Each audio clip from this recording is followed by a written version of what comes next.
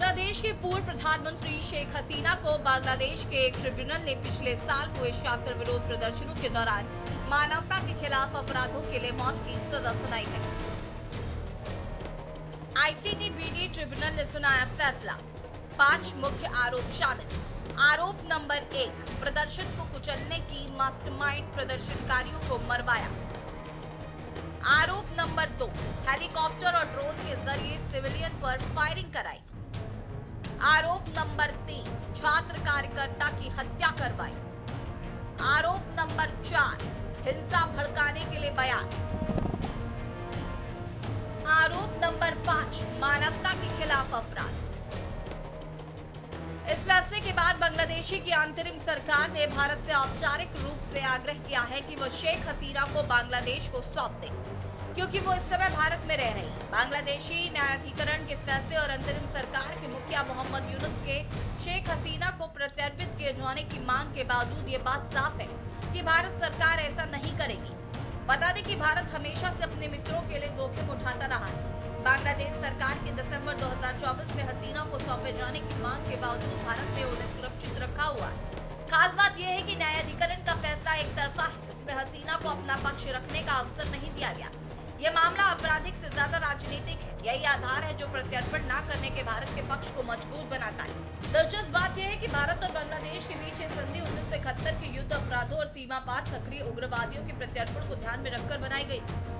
शायद इसलिए संधि बनाते समय शेख हसीना ने कभी अनुमान नहीं लगाया होगा कि इसका इस्तेमाल उनके खिलाफ भी हो सकता है। बांग्लादेश की प्रधानमंत्री शेख हसीना जी के खिलाफ जो बांग्लादेश इंटरनल क्राइम ट्रिब्यूनल आईसीटीबीडी ने ट्रायल किया, जिसमें प्रोसिक्यूशन ने उनके खिलाफ 5 चार्जशीट फाइल की।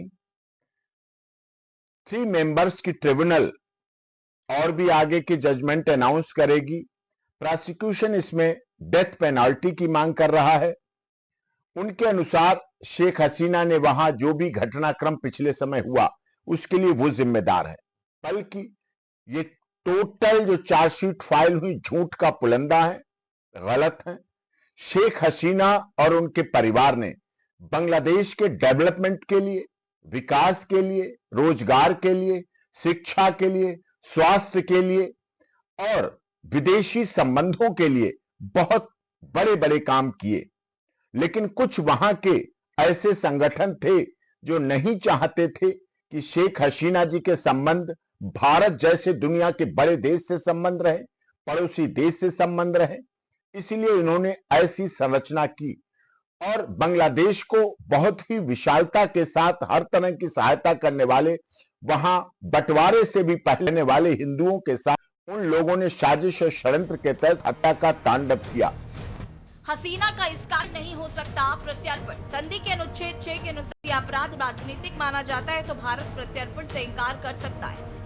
हालांकि हत्या नरसंहार मानवता के विरुद्ध अपराध अनुच्छेद 6 से बाहर है। आईसीटी ने शेख हसीना को गंभीर आरोपों में दोहराया।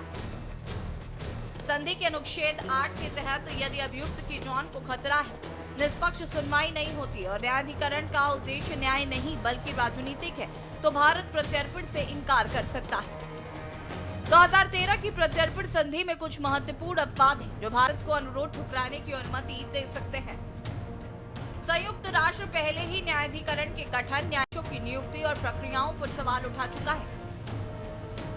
शेख हसीना को अपना पक्ष रखने के लिए वकील नहीं मिला। कई रिपोर्टें बताती है कि न्यायाधीशों पर सरकार का दबाव था।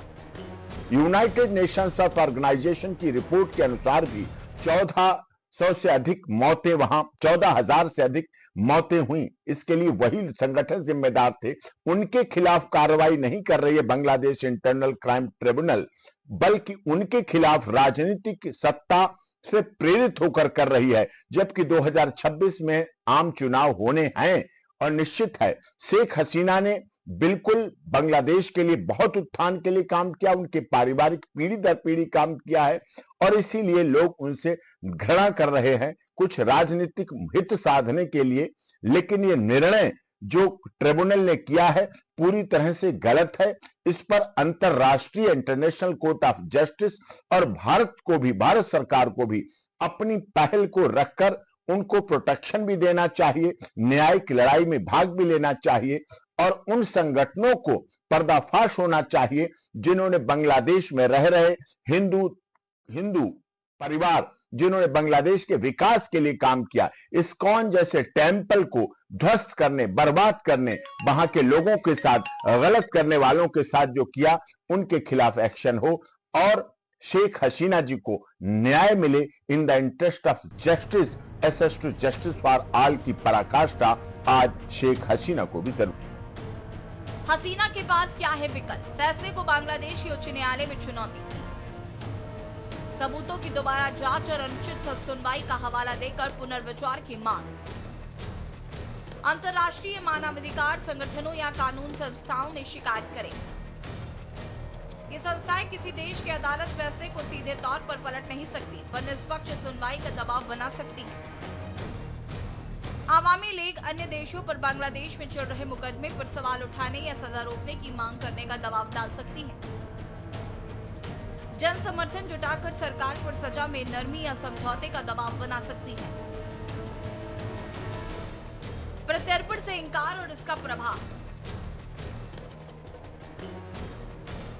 आपको बता दें कि भारत बांग्लादेश ने 2013 में प्रत्यर्पण संधि पर हस्ताक्षर किए थे। इसके आधार पर ही बांग्लादेश हसीना को सौंपने की मांग कर रहा है। इसमें 2016 में संशोधन हुआ था। इस संधि के तहत भारत ने 2020 में शेख मुजीबुर रहमान की हत्या के 2 दोषियों को बांग्लादेश भेजा था।